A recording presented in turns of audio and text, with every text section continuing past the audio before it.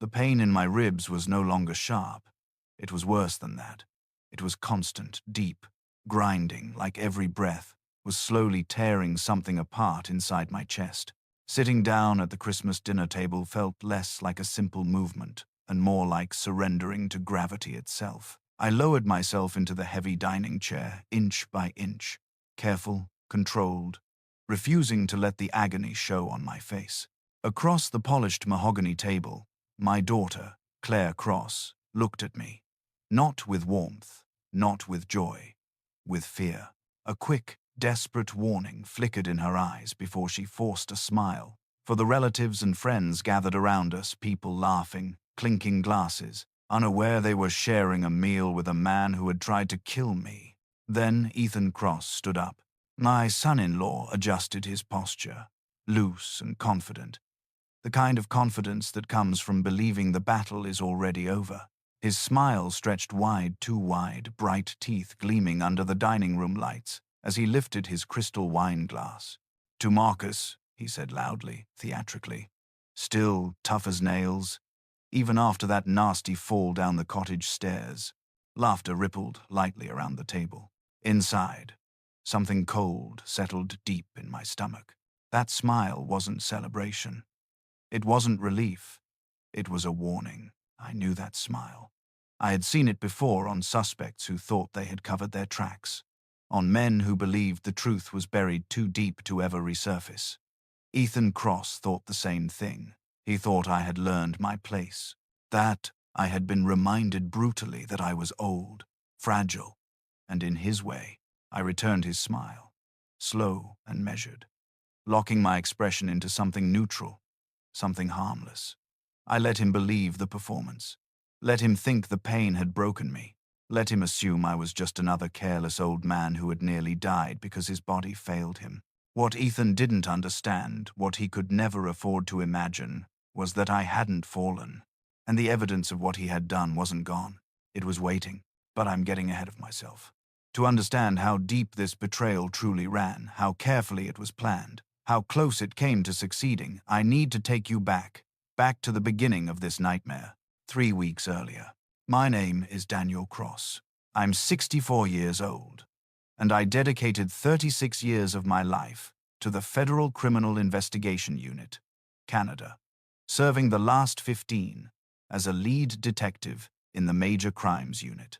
I'd stared down my fair share of human darkness, the kind that curdles your Richardac and makes you profoundly question the fundamental nature of man. Homicide, sophisticated fraud, violent domestic abuse. I had investigated them all, dragging the truth into the unforgiving light. I had envisioned retirement as a quiet reward. Long, peaceful mornings tending to the flower beds Helen Cross, my late wife, had cherished, maybe chasing some trout on the lake. Helen Cross passed 2 years ago. Cancer. It was a brutal, drawn-out fight. But eventually, inevitably, the disease won. After she was gone, my daughter, Claire Cross, became the entire circumference of my world. She was our only child, a dedicated, overworked nurse at Street Andrew Medical Center in Riverton, Manitoba. She was brilliant, deeply caring, and possessed the exact, gentle kindness I remembered in her mother's eyes. When she married Ethan Cross 5 years ago, I harbored serious, deeply ingrained reservations. He was a glib real estate developer, always dramatically talking up the next multi-million-dollar venture, perpetually spending money he had yet to actually secure. But Claire Cross adored him. And so, like all fathers who choose peace over confrontation, I swallowed my instincts and kept my profound concerns to myself. It was early December, the kind of afternoon where the light dies fast, and I was in my woodworking shop behind the house, meticulously crafting a solid oak bookshelf for the spare room. My phone vibrated, and Claire Cross's face, bright, cheerful, projected on the screen momentarily, halted the anxiety humming in the background of my life. "Dad, how are you?" "Good, sweetheart. Just putting the finishing touches on a project." "What's going on?" "Well, Ethan Cross and I were talking, and we realized you haven't been up to the cottage since Mom passed away. We thought it might be therapeutic if we went there for a weekend, just the three of us. Get out of the city. Spend some real quality time together. What do you think? The cottage. Helen Cross and I had built that simple A-frame 20 years ago on the shores of Clearwater Lake, about 90 minutes north of the Perimeter Highway. It was our undisputed sanctuary, our genuine escape from the pressures of city life. I hadn't been back since Helen Cross died. The thought of stepping onto that deck, seeing her rocking chair empty, was suffocating. Too many memories, too sharp a pain. I don't know, Em. It's deep winter. The back roads can turn treacherous fast, and the cottage isn't exactly set up for cold weather overnights. Ethan Cross has already taken care of that, she replied instantly. He had the heat turned on remotely a few days ago, and he's been checking on the place. Everything's cozy and ready. Besides, it would genuinely be good for you, Dad. You've been cooped up in that house for too long. Please. There was a subtle, unfamiliar tremor in her voice. Not true desperation, perhaps, but a definite urgency. I instantly wondered if she and Ethan Cross were experiencing serious marital turbulence. Maybe she needed the isolation of the cottage as neutral territory to hash out some significant issues. All right, I reluctantly agreed. When were you thinking of going? This coming weekend. We could drive up Friday afternoon, stay through Sunday. I'll make Mum's famous beef stew. That final promise clinched it. Helen Cross's thick, rich beef stew had been my comfort food, a taste of stability in a turbulent world. Okay, sweetheart. Count me in. Perfect. Ethan Cross will pick you up Friday at 2. Love you, Dad. Love you too, Em. I hung up, but a persistent, irritating niggle refused to dissipate. Maybe it was the vestigial remains of 36 years of cultivated cop instinct. Or maybe grief was just making me unduly paranoid. But Ethan Cross's suddenly generous offer to remotely manage the cottage seemed profoundly out of character. He had always loathed the place, complaining incessantly that it was too far from the action, too rustic, too inherently boring for a man of his supposed caliber. I forced the suspicion aside. Maybe he was genuinely trying to evolve into a better son-in-law. Maybe he was just making a necessary effort for Claire Cross's benefit. Friday arrived, grim, cold, and monochromatic typical prairie December weather. I packed a small duffel, heavy wool clothing, the prescribed medication for the high blood pressure I'd developed since Helen Cross's passing, and a dense historical fiction book I'd intended to read for months. Precisely at 2 p.m., Ethan Cross's massive, black Ford F-150 King Ranch edition rumbled into my driveway. He was conspicuously alone. "Where's Claire Cross?" I asked, hauling myself into the passenger seat. "Change of plans," Ethan Cross stated, spinning the truck sharply back onto the street. "She got called in for an emergency shift at the hospital. Huge pileup on the Perimeter Highway, apparently. She'll drive up Richardoro morning when her shift finally wraps." "Shouldn't we wait for her then?" "Nah," she insisted we stick to the schedule. Said she didn't want to ruin the weekend for us. You know how she gets. Always prioritizing that damn hospital work. There was a distinct, unpleasant edge of resentment in his tone when he mentioned her dedication to her career. We drove in a stiff, brittle silence for miles. Ethan Cross seemed exceptionally tense, constantly checking his rearview mirror and side mirrors, his jaw muscle tightly clenched. I attempted to initiate neutral conversation. "How's the real estate business?" "Busy. Always busy. Got a few massive developments currently in the works." "That's good." More silence, heavier this time. Then, finally, he broke the tension. "Actually, Marcus, I wanted to talk to you specifically about something." Asterisk, here it comes. Asterisk, I thought instantly. Asterisk, he needs money. Asterisk, I'm expanding the business portfolio, aggressively looking at some prime commercial properties downtown. It's a huge investment, but the projected returns are substantial. I was wondering if you might be interested in partnering up, utilizing some of your retirement funds. It's genuinely a sure thing. There it was. I kept my voice utterly devoid of emotion, the old detective mask firmly in place. How much capital are we talking about? Well, to acquire a decent stake, probably around 200,000. But listen, the returns would be phenomenal. 30, maybe 40% annually. I'd heard that exact, ludicrous pitch hundreds of times, primarily from convicted fraud artists and operators running textbook Ponzi schemes. No legitimate investment vehicle guarantees returns in that range. Ever. Let me think about it, I said, maintaining a neutral facade. Ethan Cross's knuckles went pure white on the leather-wrapped steering wheel. Sure, take your time, but I genuinely need to know soon. This specific window of opportunity won't stay open indefinitely.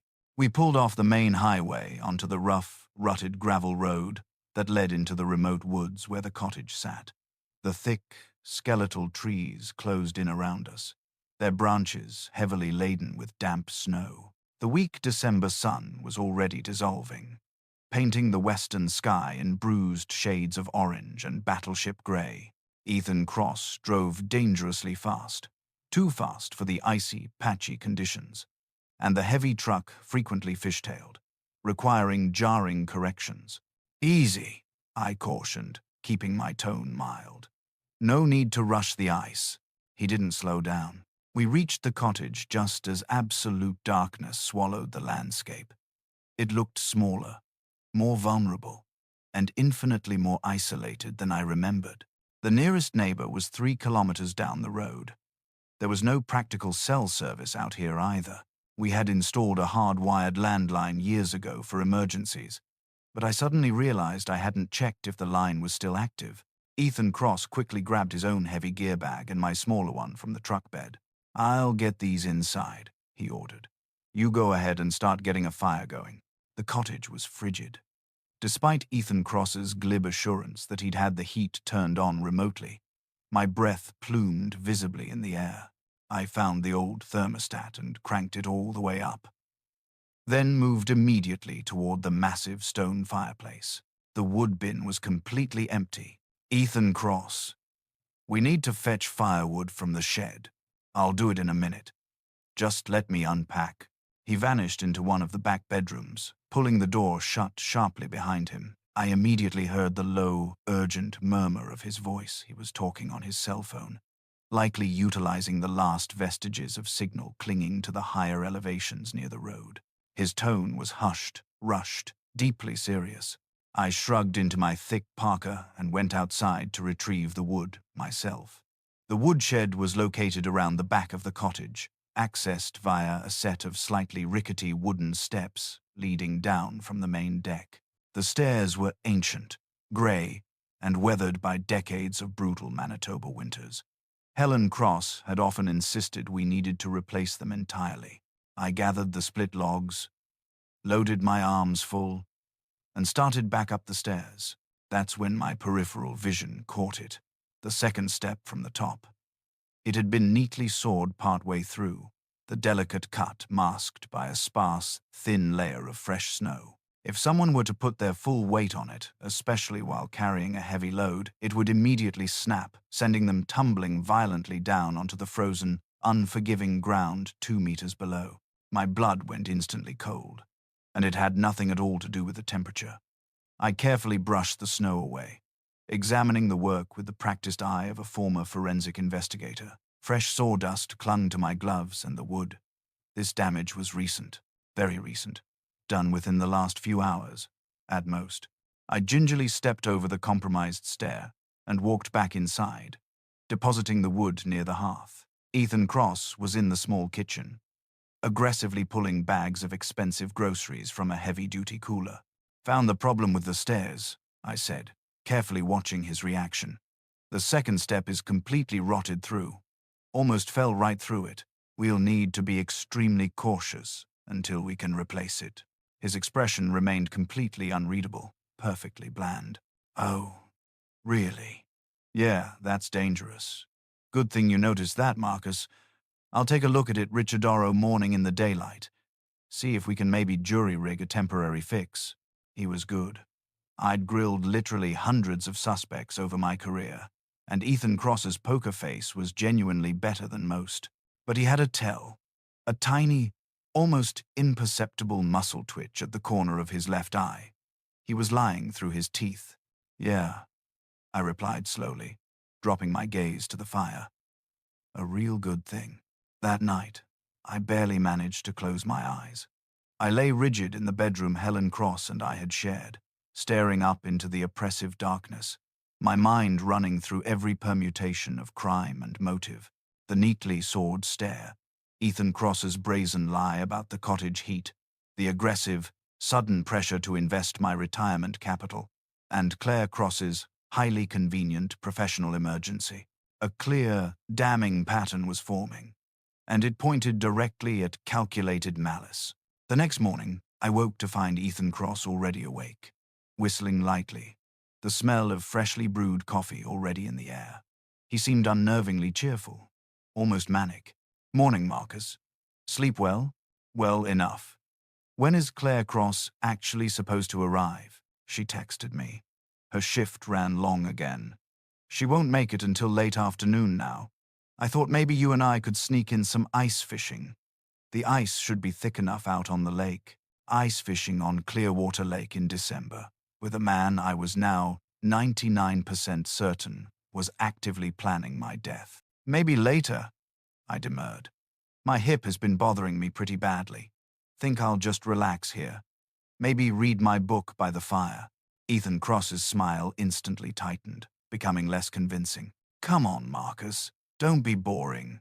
Helen Cross wouldn't want you sitting around acting like some feeble old man. The opportunistic, sickening mention of my late wife's name in that casual context made my jaw clench hard enough to ache. But I kept my voice even and controlled. I said, maybe later.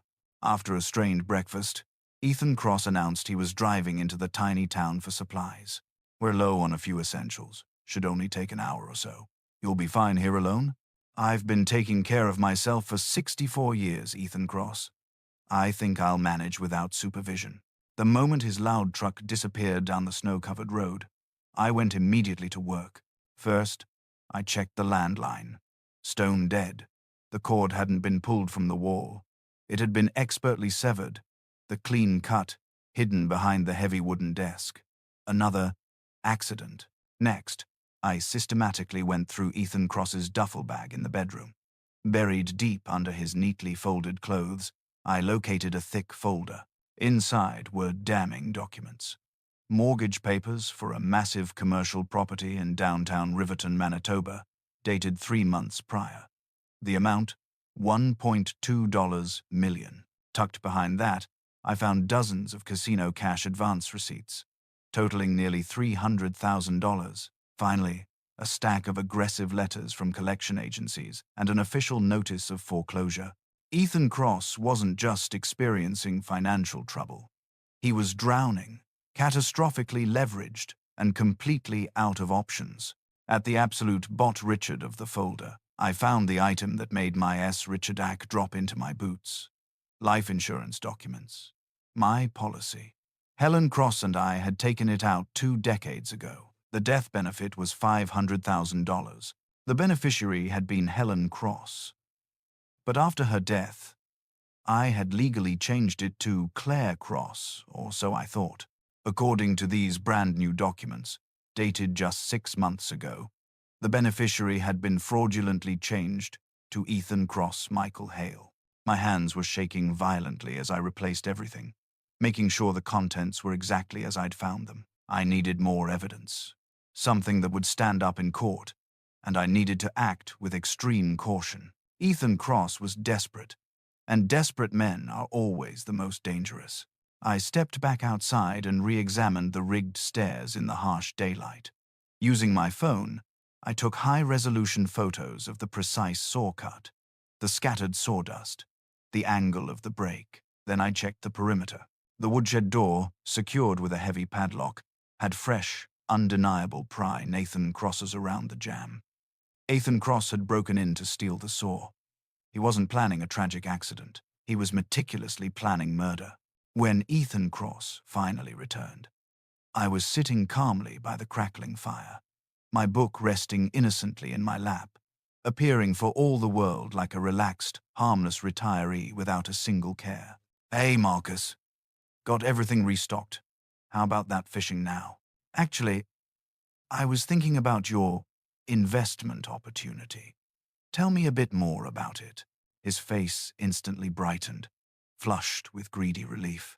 For the next hour, he delivered his high-pressure development pitch, flashing glossy, professionally designed brochures on his phone, rattling off meaningless figures on projected returns and fabricated Nathan Crossett conditions. It was all predictable nonsense, of course. I'd seen the foreclosure notices. There was no development project. He just needed quick cash to cover his mountainous gambling debts. So, what do you think? He finally asked, his eyes sharp and expectant. I think I need to see the actual property site, meet your partners face to face, and review the audited financials. You understand, Ethan Cross? I'm a careful man. His triumphant expression hardened instantly. The light in his eyes died. There isn't time for all that due diligence. I told you this opportunity is extremely time-sensitive. Then, I guess, it's simply not meant to be. The atmosphere in the room seemed to plummet 10 degrees.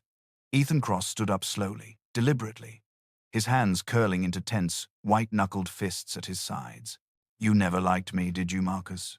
Never once thought I was good enough for Claire Cross. This isn't about... Shut up, old man. I'm talking now. He took a threatening step closer, his voice dropping into a low, menacing register that made the hairs on my neck rise. You know what your real problem is. You think you're so smart, so morally superior, with your dusty cop stories and your perfect, pristine little life. But you're just a washed-up has-been who couldn't even save his own wife from cancer. The blow was calculated, aimed deep at my most profound grief. But I held my facial expression completely impassive. I think you should leave, Ethan Cross. Leave?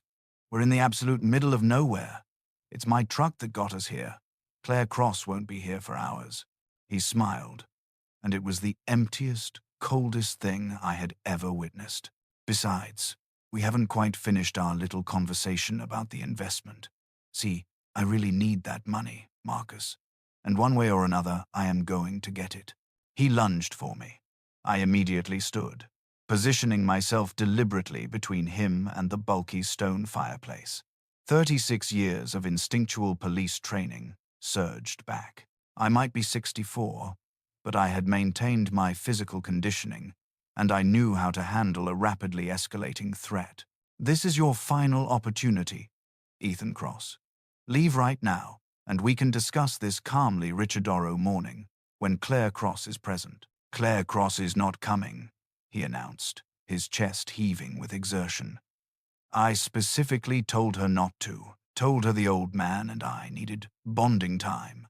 She thinks we're having a nice father-son weekend. So, what's your concrete plan now? Kill me? Stage an accident? He actually laughed a nasty, short bark of air. Kill you? Jesus, Marcus, you really have been watching far too many bad cop shows. I'm not going to kill you.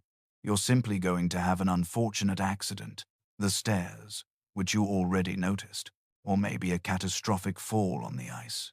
Hell, maybe your feeble old heart just gives out from the sheer stress of being so far away from your precious medication. My medication's in my bag. Is it? He reached into the pocket of his heavy coat and pulled out a small, amber prescription bottle. My vital blood pressure medication. Oops. Must have slipped out of your duffel. These rustic old cottages are so dangerous, Marcus. So many things can tragically go wrong. That's when he rushed me with sudden, brute force. I sidestepped cleanly, using his own momentum against him, and he crashed violently into the heavy antique coffee table, splintering the thin wood. But he was younger, immensely stronger, and powered by manic, desperate fear. He recovered with alarming speed and charged again. This time, his heavy fist connected brutally with my ribs, and I heard the sickening sound of bone cracking. The pain was immediate and blinding. I stumbled, went down hard, and he was instantly on top of me, His thick, powerful hands clamped tightly around my throat. Black spots exploded and danced violently in my vision. This was the end. This was precisely how it would finish. Murdered by my own son-in-law, in the very cabin I had built with my beloved wife. But then, through the rapidly thickening fog of oxygen deprivation, I managed to recall one vital piece of information. Helen Cross's gun. She had insisted on keeping a .38 caliber revolver in the cottage, specifically for protection against wildlife or break-ins. It was stored securely in the drawer of the bedroom nightstand. I violently bucked my hips, throwing Ethan Cross slightly off balance, and brought my knee up hard and fast into his groin. He emitted a choked howl of agony and instantly released his suffocating grip. I rolled desperately away, gasping for air, and stumbled blindly toward the bedroom door. He was right behind me, recovering faster than I'd anticipated. I yanked the nightstand drawer open. The revolver was there, heavy, loaded, exactly where Helen Cross had left it. I spun around just as Ethan Cross reached the doorway, and he froze stock still, staring down the wide, cold barrel. "Back off," I wheezed, my throat raw and scraped. "Now." He slowly raised his hands in a gesture of compliance, but his calculating eyes never left mine. "You won't shoot me, Marcus. You're a by-the-book cop. Or you were. Besides, how would you possibly explain this to Claire Cross? Self-defense, and you'd be absolutely astonished by what I'm willing to do to survive." I gestured with the revolver toward the main room. "Move." Slowly. He reluctantly complied, walking backward. I followed, keeping the gun rigidly trained on the center of his chest. My ribs shrieked in protest with every painful breath, but adrenaline was a potent cocktail, keeping me upright and focused. "Sit in that chair, hands flat on the armrests where I can see them, while keeping the .38 steady." I found a roll of heavy-duty electrical tape in the cluttered junk drawer. I used it to secure his wrists tightly to the chair, arms and his ankles to the stout wooden chair legs. It wasn't the neatest tie job, but it was sturdy enough to hold him indefinitely. "You can't keep me here," he protested, his voice strained. "Claire Cross will come looking. No landline, remember? And no cell service here. Claire Cross won't worry significantly until Richardoro afternoon at the earliest. By then, the RCMP will have arrived." His face abruptly lost its color. "What did you do before you got back from town?" I walked down to the main road, managed to grab just enough signal to send a couple of cryptic texts, one to Claire Cross and one to my old partner at the detachment. I told them both that I was deeply concerned about some findings I'd made, and that I needed immediate assistance. My partner is likely already mobilizing a response team. It was a complete, desperate bluff. I hadn't made it past the driveway, but Ethan Cross didn't know that. "You can't prove anything," he insisted, though the conviction had vanished from his voice. I pulled out my cell phone and displayed the photos of the expertly sawed stair. "Actually, I can. Plus, the documents in your bag, the life insurance policy, the forged signature changing the beneficiary to yourself. That, Ethan Cross, is textbook fraud, and combined with the assault I just endured, the attempted murder charges are going to stick hard." His cocky composure instantly crumpled. "I didn't mean for it to escalate this far. The debts just kept compounding, and I thought, if I could only secure access to some capital, I could turn the entire situation around. I genuinely love Claire Cross, Marcus. I do. But I got in too deep, so you decided to murder me. I needed that insurance money. After you were gone, I was going to take care of Claire Cross. I swear, the $500,000 policy, plus your house, plus your liquid savings, it would have been enough to cover all the losses and still leave Claire Cross comfortable. You were going to bankrupt my daughter and orphan her just to try and save your miserable skin." He remained silent, because we both understood the undeniable truth of that statement. I sat down heavily in a chair directly across from him, the revolver still resting firmly in my hand on my lap, my broken ribs hammered with agony. "You know what the truly sad thing is, Ethan Cross? If you had just been honest, if you had come to me months ago and admitted you were in catastrophic trouble, I might have genuinely helped you. Not with the gambling debts, that's a treatment issue, but with finding a way out of the financial hole. That's fundamentally what family is supposed to do. We're not family, he spat, venomously. You made damn sure I knew that every single day. Maybe there was a sliver of truth there. Perhaps I hadn't been as welcoming or accepting as I should have been, but that didn't remotely excuse attempted murder for profit. We sat in the heavy, growing silence as the sun finally disappeared and the temperature inside the cabin rapidly dropped. I didn't dare leave to fetch more firewood. Not while Ethan Cross was secured but potentially able to work himself free. So, we waited in the intensifying cold. Around 9 o'clock, bright headlights suddenly flashed through the front window. A vehicle pulled up outside. My heart hammered against my bruised ribs. Had my bluff miraculously worked? Was it the RCMP? The door creaked open, and Claire Cross walked in. She instantly took in the surreal scene. Me, bruised and visibly bleeding, holding a gun, and Ethan Cross, tightly taped and trapped in the wooden chair. Her face went bone white. Dad, what happened? What did you do? Not what I did, sweetheart. What times he times did. I rapidly explained everything. The sword stare, the fraudulent insurance documents, the violent attack that had just occurred.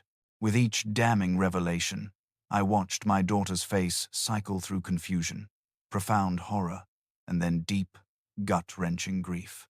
When I finished the explanation, she slowly turned to face Ethan Cross. Is it true? He couldn't bring himself to meet her gaze. I can explain. Is it true? I was desperate. I made terrible mistakes. But I did it for us. For our future. You tried to murder my father. Her voice completely broke. How is that for us? She pulled out her phone, already dialing. I'm calling the police. No signal out here, I gently reminded her. The landline is cut too. We need to drive to where there's service. Claire Cross stared at Ethan Cross one last time, and I witnessed her heartbreak crystallize into something hard and unforgiving. Then, she hardened, becoming a stranger I didn't quite recognize. Let's go, Dad. We'll take my car. He can stay right here and contemplate precisely what he has done. We can't just leave him secured like this. Watch me. We left Ethan Cross taped to the chair, drove 20 agonizing minutes, the old truck bumping over gravel roads, until finally, my phone blinked to life, granting us those precious bars of cell service. I called the RCMP detachment immediately. Detective Paul Harris, my old partner from the homicide unit, a man whose face was etched with years of reading the worst in humanity, met us at the station. I gave my official statement, slow and steady, detailing the sequence of attempted murder, showing him the incriminating photos of the rigged stairs and the cut landline I'd taken on my phone. I also told him precisely where to find the forged insurance documents in Ethan Cross's expensive leather travel bag, evidence I'd secured while he was unconscious. They arrested Ethan Cross at the cottage a mere 3 hours later. The charges leveled against him were severe and comprehensive: attempted murder, aggravated assault, fraud, forgery, and causing bodily harm. The trail of evidence I had painstakingly gathered was simply overwhelming. The case was closed almost before it started, which, inevitably, brings me back to the Christmas dinner table. 3 weeks had crawled by since that nightmare in the woods, bringing us to Christmas Day. My cracked ribs were a constant, searing reminder, protesting every breath, every minor shift in posture. Sitting upright for long stretches was torture, yet I had stubbornly insisted on hosting the family dinner anyway. Claire Cross deserved a semblance of normal life, a moment of tradition and stability after the emotional devastation she had suffered.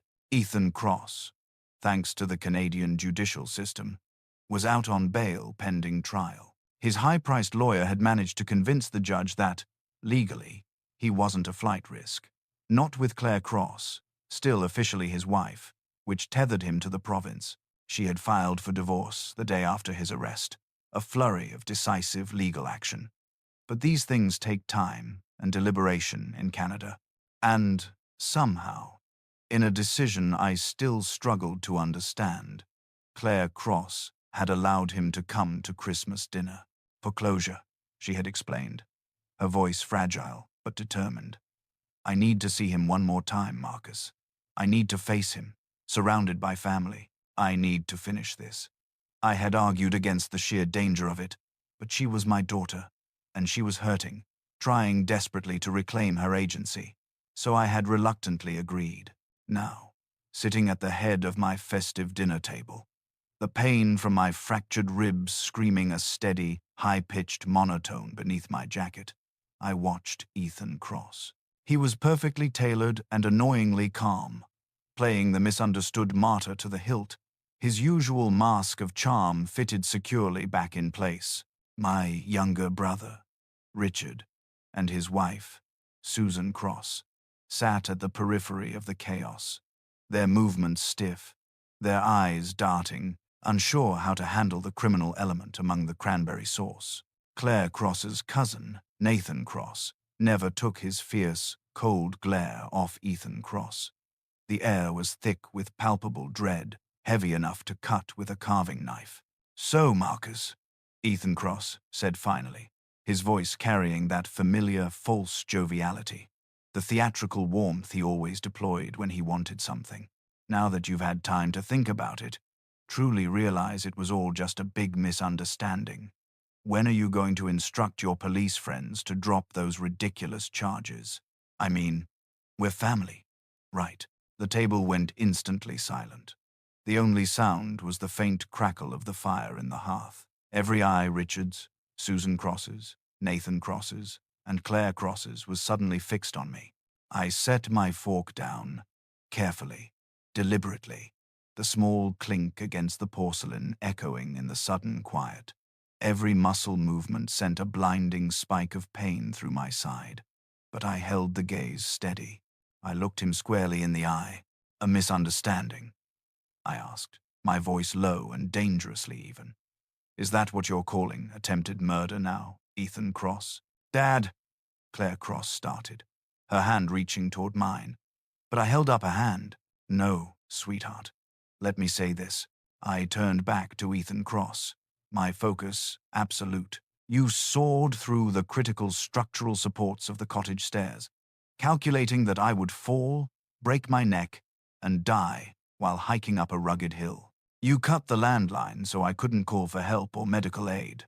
You then forged my signature on documents to change my life insurance beneficiary to your name. And when none of that worked fast enough, when you were desperate and exposed, you put your hands around my throat and tried to choke me to death."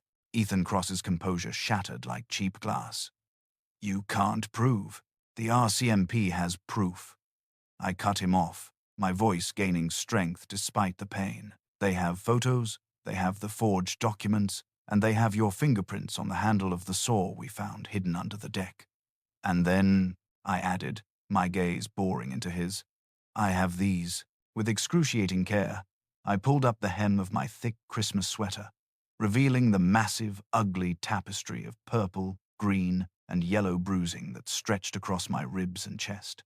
3 cracked ribs, severe contusions, and ligature Nathan Cross on my throat. Ethan Cross, all medically documented by the hospital the night you attacked me. I quickly lowered my shirt and leaned forward slightly, ignoring the immediate spike of agony. "You didn't teach me a lesson, Ethan Cross. You didn't prove I was old or weak or in your way. You proved something else entirely." "What's that?" he asked, his voice tight with cornered fury. "You proved that you're a desperate coward who tried to murder an unarmed 64-year-old man for insurance money. And you still failed. Completely." The silence that followed was immense, heavy, and absolute. Claire Cross was weeping quietly, tears tracking paths through the makeup she'd put on to try and feel normal. Nathan Cross looked like he was seconds away from vaulting the table and finishing the job himself. Richard simply shook his head slowly, a deep look of disgust etched on his face. Ethan Cross scrambled to his feet, his heavy oak chair scraping backward across the hardwood floor with a violent shriek. I don't have to sit here and take this abuse. Claire Cross. We're leaving. No, Claire Cross said quietly, her voice cutting through his panicked bluster. What? He demanded. She looked up at him, her eyes red-rimmed and swollen, but her voice was surprisingly steady, ringing with finality. No, Ethan Cross, you are leaving alone. The divorce papers are being served Richardoro morning. My lawyer is confident that with the overwhelming criminal charges, I will get everything. The house, the cars, all of it. You're going to prison, and when you get out, you will have nothing. No wife, no family, no future. Get out of my father's house. Ethan Cross stared around the table, a frantic search for an ally, finding only condemnation. Finally, the last piece of his mask cracked away entirely, revealing pure, naked hatred. You're all going to regret this. I'll appeal. I'll fight. You'll go to prison, I interrupted calmly, folding my hands on the table. The Crown Prosecutor tells me you're looking at a minimum sentence of 10 to 15 years. And in Canadian federal prisons, they don't look kindly on men who prey on the elderly. You will have a great deal of time to think about your choices, Ethan Cross. He stared at me with pure, unadulterated malice. Then he spun around and stormed out the front door. A moment later, we heard his engine roar to life, the tires squealing and fighting for purchase on the icy driveway as he sped away, banished. After a long, shuddering moment, Richard slowly raised his glass of wine. To Marcus, he said, his voice husky, tough as nails, even after everything. To Dad, Claire Cross added, her voice cracking as she wiped her eyes. I'm so sorry. I'm so sorry. Nothing to be sorry for, sweetheart, I reassured her gently. You loved the wrong man. That's not a crime. But you chose correctly in the end. And that, Claire Cross, is what matters. We finished dinner in a quiet, subdued peace, and afterward, everyone helped clean up the ruins of the feast. When they had all gone home, Claire Cross stayed behind. We sat side by the roaring fireplace, not speaking, simply existing together in the warmth and safety of the moment. He really would have killed you, she finally whispered, staring into the flames. There was no hesitation. Yes, I confirmed. And you kept yourself alive, Claire, by trusting your instincts. That's something too many people are taught to ignore. She nodded slowly. Mum would be proud.